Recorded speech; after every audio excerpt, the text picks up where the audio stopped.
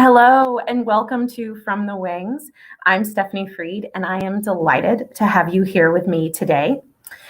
Before we begin today's conversation, last week, y'all, Broadway is back at the Bushnell, and it was amazing to be here in the theater with you and with all the other patrons and my colleagues and our volunteers and everyone. It was just amazing. And Escape to Margaritaville was it was the vacation I don't think I even really knew I needed, but it was so much fun, and it was great to see so many folks back in the theater. If you came, I hope you enjoyed the show. I hope you found it as sort of fun and light as I did. And I hope that maybe you even caught the show that was happening on the outside of the building on your way in. And that's what we're here to talk about today. The digital performance experience that was taking place on both the new LED panels that are installed around the exterior of our building, as well as on the wall in the grand foyer, which is that room, if you're not sure of all the space names, the black and white tiled lobby on your way into Mortensen Hall from the Capitol Avenue entrances. So the experience incorporates local artists on these new and exciting stages here at the Bushnell. And it's really exciting for us to be able to showcase these amazing talents. They are local, they are tremendous, and there's such a lovely breadth and depth to the lineup. And I can't wait to talk to you more about it. I'm really looking forward to the conversation. But before we begin today's episode, I'd like to recognize, as we always do, Webster Bank, our official presenter of the From the Wings series. We're so grateful to Webster Bank for their loyal and generous support today and always. So thank you, Webster Bank. To kick things off, I'd like to share another example of ways the Bushnell is creating digital content in partnership with the community. You may have seen the short film we released last month called While You Were Gone, choreographed by Jennifer Weber, who is amazing, y'all. She choreographed Hip Hop Nutcracker and a bunch of other things too, but I specifically mentioned Hip Hop Nutcracker because I know tons of people saw it, both here and the digital presentation a year ago, and it's coming back. So if you don't already have your tickets, I encourage you to do that because tickets are going fast. It's a great way to intergenerationally experience the holidays with family here at the Bushnell, or just if you're into it, come on your own. It's a great show. So, choreographed by Jennifer, like I said, the video features local dancers as well as lead dancer Gabriel Emphasis, and it was filmed right here at the Bushnell. It's such a special video. The video I'm about to show you is a behind-the-scenes look at the creation of the While You Were Gone short film. So let's check it out. While theaters were dark this past year, here at the Bushnell, we were hard at work discovering and exploring new ways that we could create performing arts digitally. And one of those projects is an amazing hip-hop music video, which presents dance all around our building here at the Bushnell. And it really celebrates what theater means to us, especially when we don't have access to it. We've been collaborating with two local schools, Studio 860 and Greater Hartford Academy of the Arts. I'm just so excited to get to be here with the other dancers and to get to feel that energy that I haven't been able to feel in a long time, and just collaborating on this super fun, big project. We don't necessarily get to do things like this at the Academy all the time, so it's just really exciting to see it all come together. Tonight, I'm most excited about, just making this vision happen, making it come to life, just giving it my all. To come and to be dancing in the courtyard and to be dancing for the Bushnell rather than just attending for something else is kind of a big deal. I've seen a few different performances here, like The Lion King and things like that, and it's so cool to see it from looking out at the audience versus the audience looking in, and it's just such a different world, and I love seeing both sides of it. We've been lucky to work with an incredible creative team spearheaded by renowned choreographer and director Jen Weber, who's known here at the Bushnell for her incredible touring show Hip Hop Nutcracker. And what she's been able to create in our building with our resources is truly incredible. She is amazing. She's so charismatic and energetic, and you're just able to feed off of that so easily and so well. Never discount what's in your own backyard because, talent comes from everywhere and, you can find experiences everywhere, not just on Broadway. And make sure you really appreciate that talent. In anyone's hometown, there's so much culture, so much history that's underneath that we don't know about. And I feel like when people do the right exploring and the right research, it's always right underneath your nose. So I'm really glad that we were able to bring two different groups together and really just merge together and really create something beautiful and something memorable that can be in history.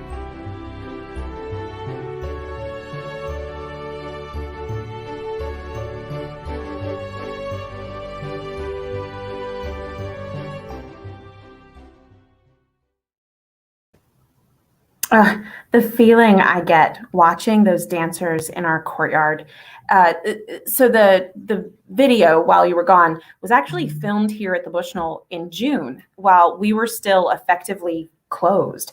And seeing them light us up with their talent and that performance, it was just what we needed at that time, I think, to get us through to the point of reopening. It was really remarkable, and I'm so proud of the team here at the Bushnell that worked in partnership with Jennifer Weber and the host of creatives that came in from all around the country to make that video possible. So I encourage you to watch the full video of While You Were Gone if you haven't already, and you can do so by visiting our YouTube channel. The address will show up on the screen below. So youtube.com/user/the Bushnell 166. So check it out. Head on over there. I hope you enjoy it, and I hope that it moves you as it has moved so many of us. So let's get on with today's episode and to some more good stuff. To begin our conversation, I'd like to welcome my guest today, Alex Paige Hatley, our Associate Director for Market Engagement, and Ryan Glista, our Digital Projects Manager. Welcome, Ryan and Alex, in one place in our courtyard. It's amazing. Hi, thanks for having us. I am so glad you guys are here. And I love that you're in the courtyard. I love being outside. I can see your faces. I'm alone in a conference room up on the 5th floor, but it's so nice to see your smiles. All day long we are masked up, so I don't get to appreciate those smiles. So it's great to see you. So how exciting last week must have been to see months and months and months of thought and planning and work come to life on our screens outside. So thank you for joining me today to talk about that. Ryan, this is your first time on From the Wings. Can I ask you to tell our viewers a little bit about your background and how you came to this position here at the Bushnell so they can get to know you a little bit? Yeah, sure. So while I was completing my graduate degree at the University of Connecticut in digital media and design, I began to work with the Bushnell on a new project under the title of the Digital Institute. And we were putting together all kinds of different pitches and ideas for ways to update the theater digitally. And we, at the time, were creating a pitch video for what an immersive digital show could look like in the building theater. So I created a little music video of what creating a space show in the Mortensen Hall could look like. And we later, when I was brought on staff, we developed that further into a pitch to update the whole theater with digital signage and all of these wonderful new assets to update the theatrical experience. So it's been an amazing journey and been awesome. Yeah, my title is digital project manager. Yes. Yeah, it's funny, Ryan. In so many ways, I feel like you've been here forever, but you haven't. It's only been a few years, and what's been accomplished with you bringing your skills, your creativity, your art, your ability here, it's really impressive. So I'm glad that our viewers are getting a chance to meet you and know that you're behind all this wonderful stuff they're seeing when they come into the building. Alex, our viewers have met you before, but can you talk a little bit about how you and Ryan work together on projects like our digital signage and our digital content development? Sure. So this project in just alone was such a new project for the Bushnell. I know you had done some immersive experiences before, but trying to come up with a budget and to gather these artists together and to imagine what it would look like in the space was just, it was a very long process. I think it took us like 2 or 3 months to come up with a proposal, and then going from there, interviewing designers and talking to other theaters that had digital signs like ours and how they were using them, and really kind of finding out that we were using them in a really unique way. And so we kind of had to pave the way in the space, and it's been such a great experience, especially with Ryan, who's so creative, and he's really had the vision for how these would look. And I feel like I've kind of just helped move things out of the way for you so it can happen. No, it's been so much more than that. I think we went from looking at projects, digital projects in the building as one-off experiences, like, oh, we're going to put up projection mapping right behind us on the building for the 3-week run of Hamilton, and then it was over. We host a class from UConn to create content for an exhibit in the lobby, and then it's over. But becoming a part of Alex's team and your team has allowed that vision to expand and become a part of what the whole building does on a day-to-day basis in a really cool way. Yeah, it's so exciting. It really is. Before we get into the who and what of these performances that Alex was talking about, scheduling and stuff, can you tell us a little bit about the signage itself? Why is this special? Alex, you mentioned that this isn't happening other places. This really is kind of cutting edge. So what is it about the signage? Why is it special? And what's our vision for it? And I think you probably have covered some of that, Ryan, talking about consistent, constant experience. But again, why is the signage special? What is it? And what's our vision for it? Well, I think a lot of people are using the signage in other performing arts centers as strictly a marketing device. So it is, for upcoming show posters and institutional messaging. And we are doing that as well. But we've layered in an additional patron experience on show nights that is, it is a performance on the outside of the building. And it is what we're calling a local art stage. I don't know if you want to add to that, but sorry if I just interrupt quickly. How many signs are there? There's 13. Oh, sorry. You asked specifics about the signs as well. There's 13 panels. They're 8 feet tall. Is that right? They're 3.5 by 7 and a little bit. Yeah. Yeah. So they're massive, and pixel wise, they're not as big as you think. 256 by 576 pixels is the dimensions, but yeah. You could have given me any numbers there. I would have been like, oh, okay. Okay, so, and you said there are 13 of them. But Ryan, what were you going to add to the specialness of this? I was just going to say that it's not a one-time show. It's something that exists and lives and breathes in the space. It is really a stage, a digital stage outside of our regular stage inside. So whenever you come in to see a show, there's a different line of performers on any given night, and they seamlessly transition back and forth to all of these different messages that we have for the community. So it truly is like kind of a digital programming initiative and a marketing initiative at the same time. We can interact with the community and share our messages seamlessly together at the same time. Yeah, and that is, I mean, when you think about those stagnant printed 3 sheets, that was it. That was it for months. Like a show poster or a show 3 sheet might have been up for 6-8 weeks. So it is remarkable what we're able to do. So the digital performance experience, I think you said we're calling it the local arts stage. Can you tell me, for that piece of this specifically, what was the genesis or the impetus for that idea, the idea of bringing in local artists to create?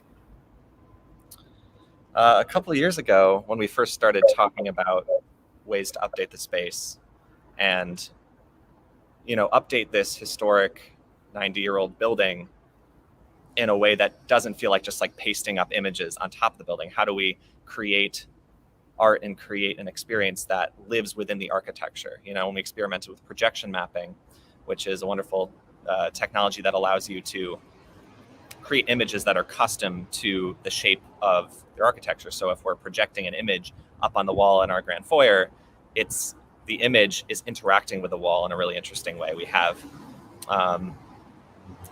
we can treat it as we're not completely changing it, but we're updating it and keeping to what the building was initially conceived as. So I think I got lost track there. What was the question?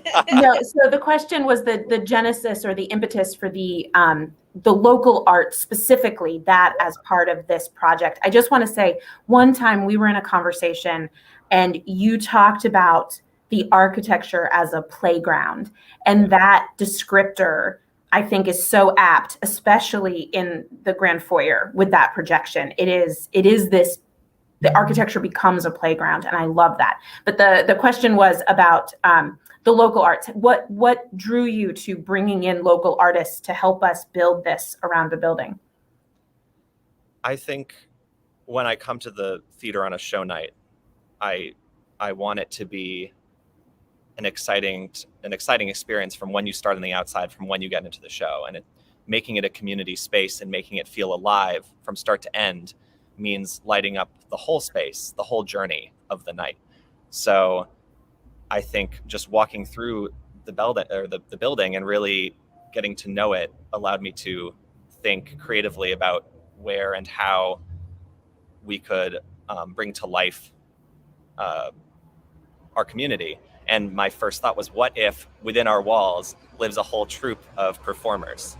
What if, if you look up at one of these screens, suddenly a local act could just run by and it would be like a little Easter egg. But then we built that out even further and imagined, Alex and I came up with the idea of reaching out to local groups and creating a whole lineup of acts that could run throughout an entire season, and that they would come out one at a time, one group at a time, and we would feature a local group. Right. And you're seeing some of them on your screen right now, but another thing that is truly special about this whole project is, our stages are very cost prohibitive for some of these groups, and to be able to give them a platform that, they can be seen to Bushnell size audiences is just really amazing. And I think gives them so much exposure that, I know they would have all gotten there, in the next years or two, but now here they are being able to show their talents to everybody coming in to see Hamilton, Yeah, it's so exciting. And we are, like you mentioned, we're seeing some of those folks now. So tell me, who are these artists and where did we find them?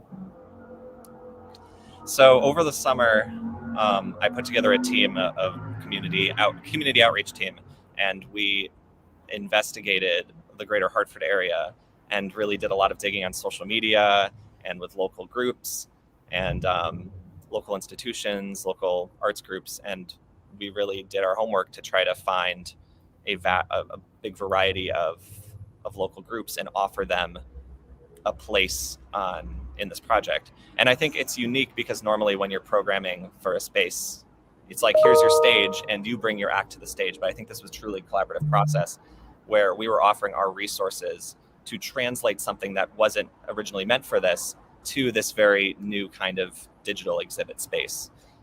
And to that end, wasn't it sometimes you try to explain it to people like, oh, here, we want to take your group and put it on these panels on the outside of the building. And not everybody kind of understood what that would look like. And I think to some extent, until we saw it, it was kind of like, what is this going to look like? Yes, it's a lot of testing and trying out different pieces at a time and really bringing in group members to see themselves up in the building and imagine how different screens could interact with each other and how you could climb across the wall and, peek inside a window, and how do we create a stage within our walls and not just on our stage? How do you look up and imagine a performance that you can walk in and out of as an immersive exhibit? And this one that you're seeing right here specifically, he's mentioning using the architecture here. They're playing on the arches of the windows. And we actually had a group here in the community help us build those arches, right?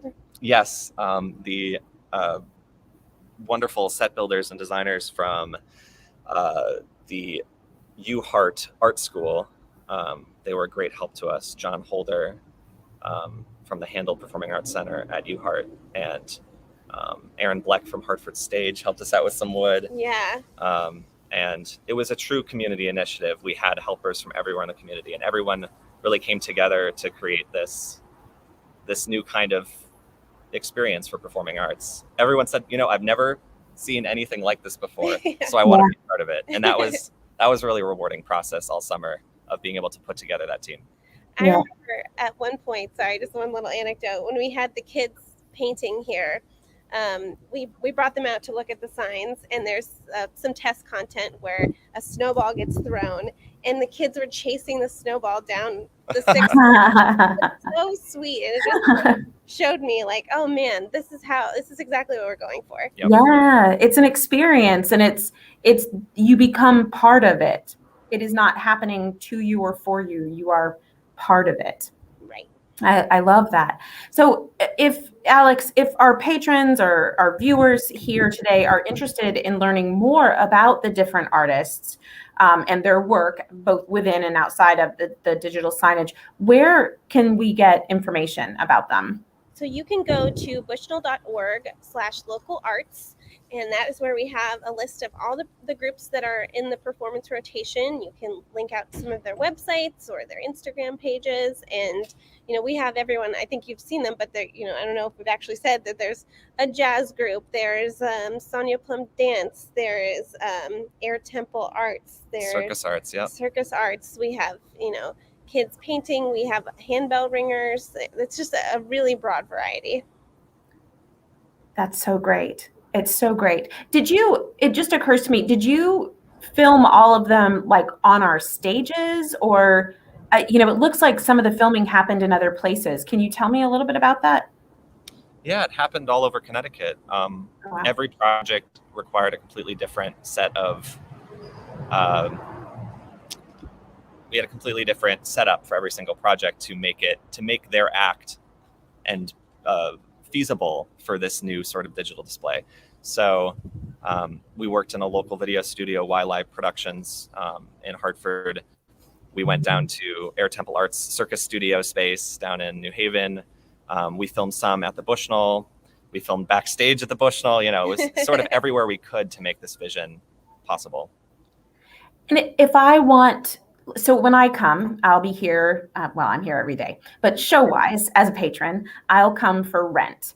Will I see the same thing I saw when I was here for Margaritaville, or is it different? How are you looking to showcase all of these different performers over the year? So we have 10 different performances, and each night we do a mixture of 3, and sometimes it might be 4, but each show will switch them around. We'll combine different groups together. I think the first show, Escape from Margaritaville, we had a few extra in there just because it's the launch and we wanted to make it feel extra special. But you'll see some new ones when we come back for rent. So you got to come see. I'll be here. I promise. Is this specific project, is this a one-time thing? Do you have a vision for it to see it grow in the future? Is it additive, or is it just, nope, we did it this year and next year we'll think of something new?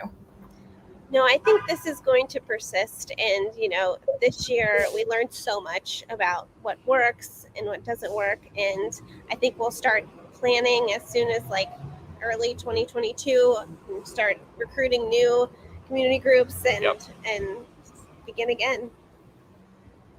So this is not a question I shared with you guys in advance, but I'm going to ask it now. I'd love to know from each of you, and maybe Ryan, if you could go first, your most favorite moment during the process of working with these local arts groups. Is there a moment that really stands out for you? Well, the moment when we saw the kids that Alex already talked about was a really great moment. Yeah. I'm having trouble thinking of one that quite stacks up to that, because that really was powerful. Yeah. I mean, I think I had lost sight of why I had the idea in the first place, because I just get lost in all of the details and setting up the shoots and exactly how many pixels the screens are and what size we need. And, there's so much logistical stuff to making a project like this happen that I forgot the initial concept of bringing theater alive in a new way, seeing a new generation interact with it. It was really amazing. I'm sure there's other things, but I can't think of them right now. I think one of the special moments for me was when we had the bell ringers in. Yep. Because here was a group that had driven. They drove all night to come. Yeah. They're from Virginia. So wow. There was groups of them that were local, but the main like heads of the organization were. They drove a group here, and so seeing them, lined up on this, on the stage, and then looking through the monitor at what it would look like with the arches, I thought in that moment, like, it really clicked for me, and I was like, I get it. Like, I see how this is so special, and to see them all up there performing and having such a great time, and knowing that, I don't know, this is something so new for them, and they were so happy to be there, and we were so happy to have them, and it was just a great day. And I think that was a really special moment for me. Mm-hmm. That was the first really big shoot. It was all Yeah. day, full day in the theater. And we were back with such a big crew in the space in the theater for the first time for a lot of us after being dark for so long. So it was special. Yeah, the whole project is really special, and I get to work with the two of you every day, and I am so impressed and so proud of what you've accomplished, and I think the experience that you're providing for our patrons as they're coming to the Bushnell, as they're waiting to go in for a show, as they're experiencing the live performing arts here, and reminding us, just like that young person said in the behind the scenes video, there is so much talent right here in our backyard.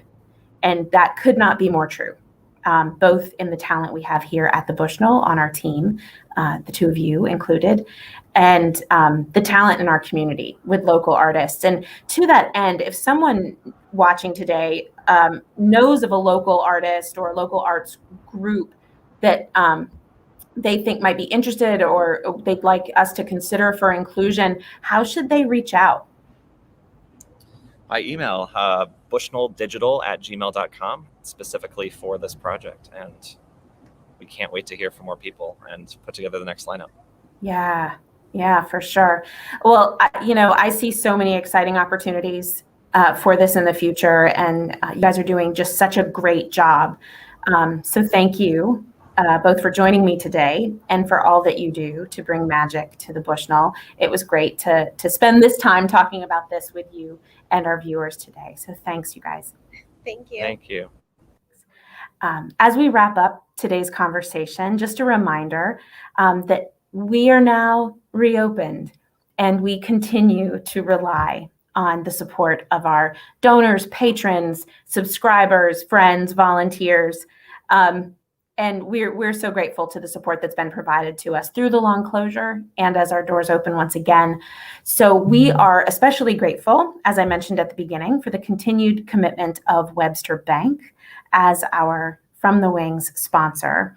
And of course, as I said, your support through giving or subscription, ticket purchases. It helps to sustain us, and it has made sure that we were here and ready to open when the time was right and it's safe to do so. If you'd like to consider making your gift for this year, first gift, or maybe it is a renewing gift, we invite you to do so by visiting bushnell.org/donate now. And as a reminder, if you haven't already, and I know you have, but I'm going to say it anyway. If you haven't already signed up for our e-club, please do so by visiting us at bushnell.org/eclub. It will keep you up to date on all the best and newest information, what's going on, new things to check out around town, the amazing local art scene here in Connecticut, on Broadway and beyond. So please do that. And I hope you'll join us for our next episode of From the Wings, where this is so exciting, you guys. We are going to talk about a contest the Bushnell held last year called this year. It was last fiscal year, sorry. Page to Stage, and how that process went and where we landed bringing this winning short story, I'm going to use air quotes, to the stage. I can't wait to tell you more about it and to talk with some folks involved. So be here with me Thursday, November 4th. Same time, 12 o'clock, and on YouTube or Facebook. And we will talk to some of those members of that team that brought that contest to reality. Until then, thanks so much for watching, and take good care.